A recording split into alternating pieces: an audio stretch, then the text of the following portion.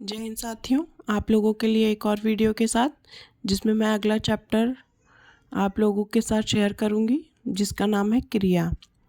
क्रिया क्या होती है, क्रिया के कितने भेद होते हैं और क्रिया को कैसे समझेंगे, ये हम सब कुछ आपको इस वीडियो में बताएंगे।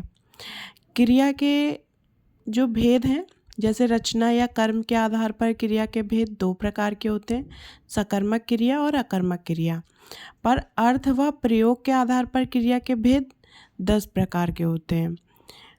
मूल क्रिया, सामान्य क्रिया, साधारण क्रिया, सहायक क्रिया, संयुक्त क्रिया, पूर्वकालिक क्रिया, प्रेरणार्थक क्रिया, द्विकर्मक क्रिया, नाम धातु क्रिया और क्रियार्थक संज्ञा। तो ये 10 प्रकार की क्रिया हैं। इसके बाद हम क्रिया के भेद देखेंगे। रचना या कर्म के आधार पर क्रिया के भेद दो प्रकार के होते हैं, सकर्मक क्रिया और अकर्मक क्रिया। अकर्मक क्रिया में जहाँ पर कर्म अनुपस्थित होता है, अकर्मक क्रिया मतलब जहाँ कर्म ना हो, और सकर्मक क्रिया जहाँ पर कर्म उपस्थित होता है। पहले हम देखेंगे अकर्मक क्रिया। जिस वाक्य में कर्म अनुपस्थित हो या जहाँ क्रिया के फल का प्रभाव सीधे कर्ता पर पड़ता है। फल का प्रभाव कर्म पर नहीं पड़ता है, फल का प्रभाव सीधे कर्ता पर पड़ता है, वहाँ पर अकर्मक क्रिया होती है।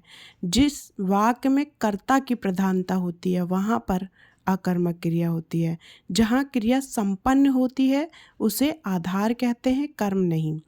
वाक्य में क्या लगाने पर उत्तर प्राप्त नहीं होता है, वहाँ पर अकर्मक क्रिया होती है। ये कुछ पॉइंट्स हैं जिसके आधार पर हम क्वेश्चंस को सॉल्व कर पाएंगे आसानी से। इसके बाद हम इसके एग्जाम्पल देखेंगे। ये इसके एग्जाम्पल हैं। राम पढ़ता है, तो इसमें पढ़ना जो करता है, सीधा प्रभाव कर्ता पर पड़ रहा है, पढ़ने का सीधा प्रभाव कर्ता पर पड़ रहा है ना।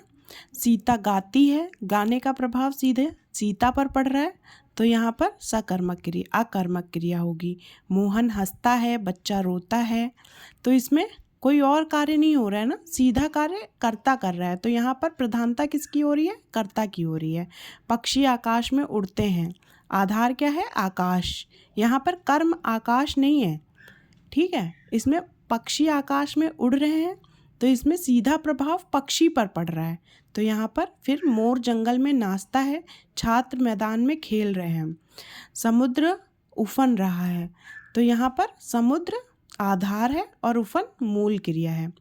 हवा बह रही है, हवा बह रही है, तो हवा क्या है, आधार है, तो यहाँ पर सीधा प्रभाव कर्ता पर पड़ता है, कर्म यहाँ पर अनुपस्थित होता है, तो ये हो जाएगी हमारी अकर्मक क्रिया।